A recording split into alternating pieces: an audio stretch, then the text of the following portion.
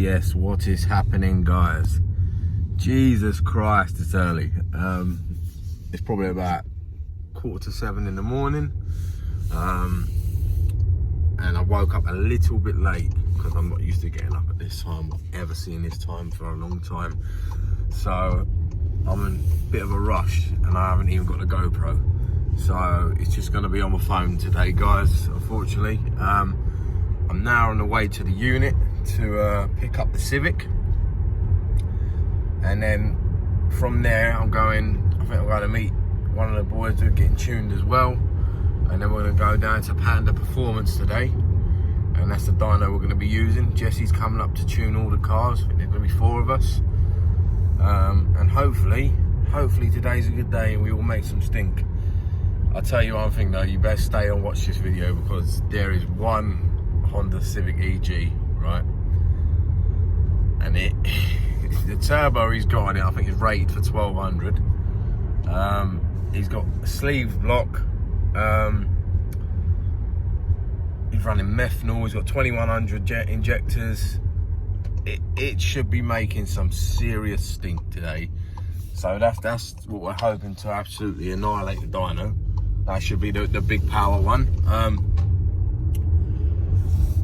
But mine, obviously, we know what mine's hoping for. I'm hoping I'll be happy if I've got 600. And obviously, this is block guarded, guys, so remember that. This is pushing limits of block guards and things like that.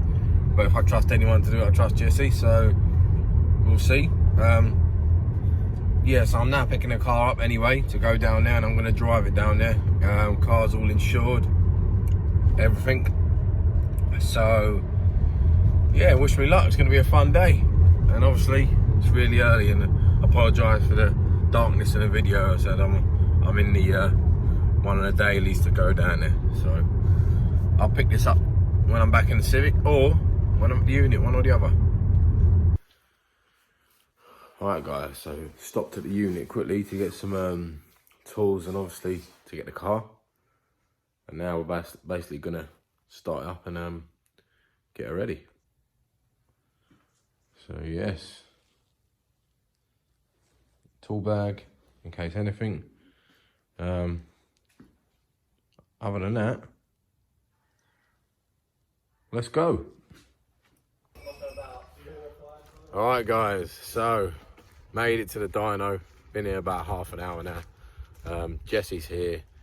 The first car we worked on is here, which is Daniel's car, NA. I'll go in there and show you that in a minute, but I'll just show you one of the cars that's on today, and this is the one I was talking about. This is the yeah, this is the big boy. So we're hoping to make some proper stink.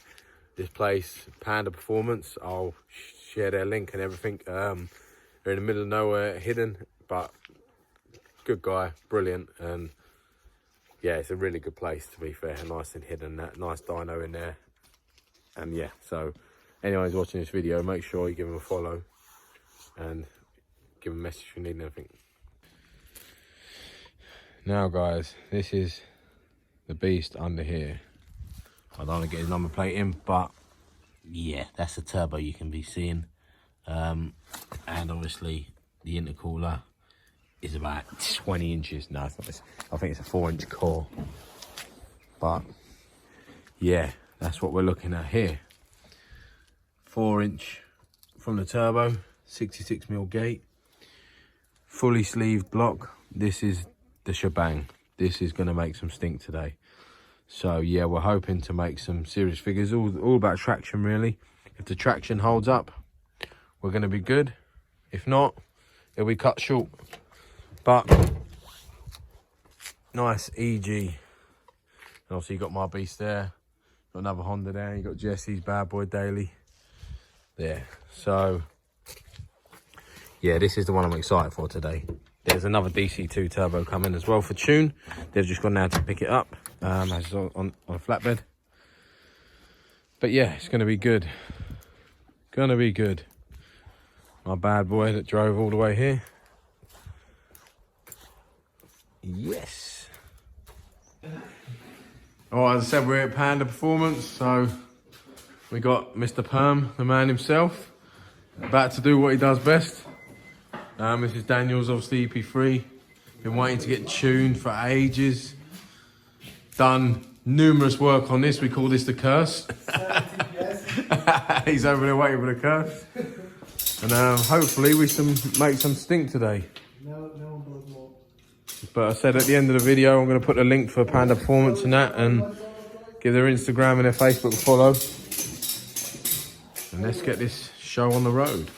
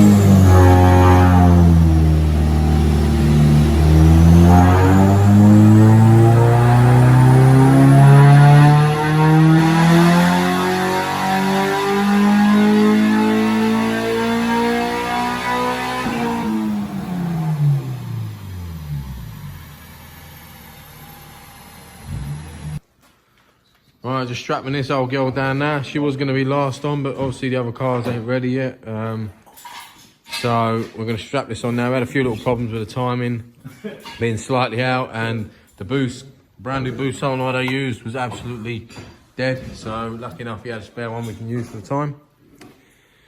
And now we're going to try and either send a rod to the moon, or crack a sleeve, or make some actual decent power and prove people wrong about a block guard. So, or it's going to spin everywhere. It's going to be fun. Let's see. What do you think? What do you think? 550. 550. What do you think's going to happen realistically? Hopefully Robbie done it.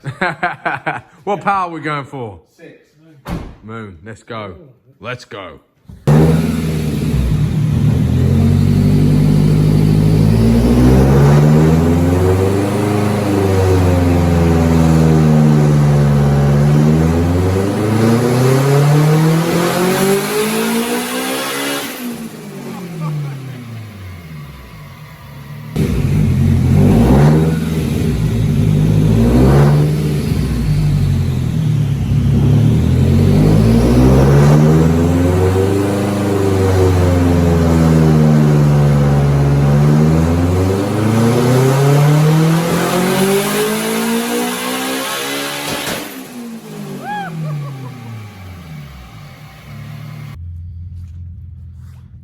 Nightmare, guys. Got coolant in cylinder 1. God knows how. I think when I purchased the engine, my personal thoughts on it, I think that the head's warped. It's been overheated before, I think, and the head's warped, because obviously I put a new head gasket and obviously torqued it all down. But us having a look, yeah, we reckon probably the head's warped, or the head's cracked. But I said I checked the head when it was out, I couldn't see no cracks, but I believe it's warped. I couldn't really, you can't really tell unless you get it on the machine to see if it's warped or not. Still drives, starts and drives and that, but obviously it's putting coolant into cylinder 1. Nightmare. And obviously with my license and all this stuff at the minute, I think I'm possibly going to be breaking the car. Just going to take every part out of it, and it's just going to be completely stripped. So not a nice end to the day, guys, unfortunately, but it's just beginning for other people, so I'm not too disheartened. I mean, I paid cheap for the engine, but it's a bit of a nightmare after all the work I've done in, well, I've not done too much, but do you know what I mean? You're going to be disheartened. So she started going up on the rollers, started spinning on the rollers. She was going to make some stink, but nah. Got a lot of smoke and was getting a bit of a misfire, and it turns out it was coolant in the cylinder, so nightmare. So I'm gonna have to drive it back to the unit, poodle it back, and then I'm probably gonna start stripping it just after Christmas. So I'll be putting a parts list up soon, and I'll probably strip the engine as well. So there's pistons in there, rods in there for sale as well, crank will be for sale, everything else is fine. It's just a bit of a headache. So I'm gonna go in there and get back filming to the big boys now. So we've got another beast here, B series CSS. It's gonna be going on next. This hopefully should make some stink. Same turbo I was running on mine, GTX 35, 82 ball bearing copy. I think it might be the Pulsar version. That's going to go on after the EG, and that's going to make some stink as well. So stay tuned for that.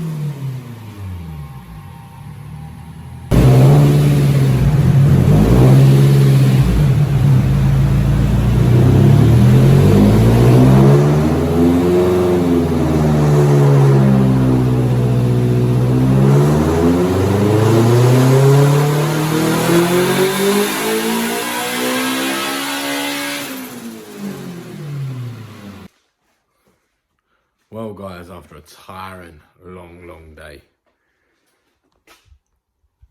I drove her back. It's weird, the issue with the car, to be honest with you. It's burning off coolant, definitely. But the coolant level ain't going down. So I'm sitting there thinking, what's going on here then? But yeah, it could be a number. It's down to the head, I think. I think the head is definitely warped. I think it's overheated before I bought the engine. And I think it's caused a warping issue. So as soon as we're starting to get on it, it starts putting coolant in the cylinder. So as soon as it starts getting a bit hotter and things like that, off cold, it's not bad at all. We don't even smoke or nothing. So pretty annoying. Obviously, I've got another head over there.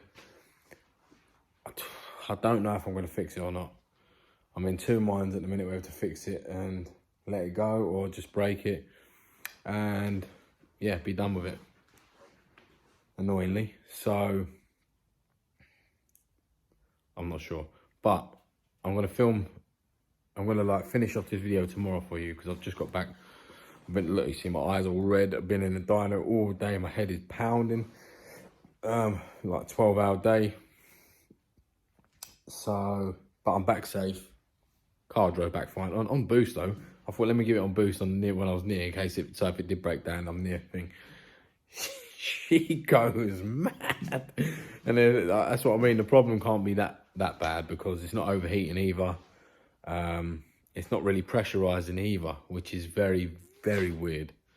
So if any Honda experts out there know why she could be having coolant in the cylinder one without overheating or without really pressurizing. Obviously it gets a little bit of pressure in the top radiator hose, but there's nothing split.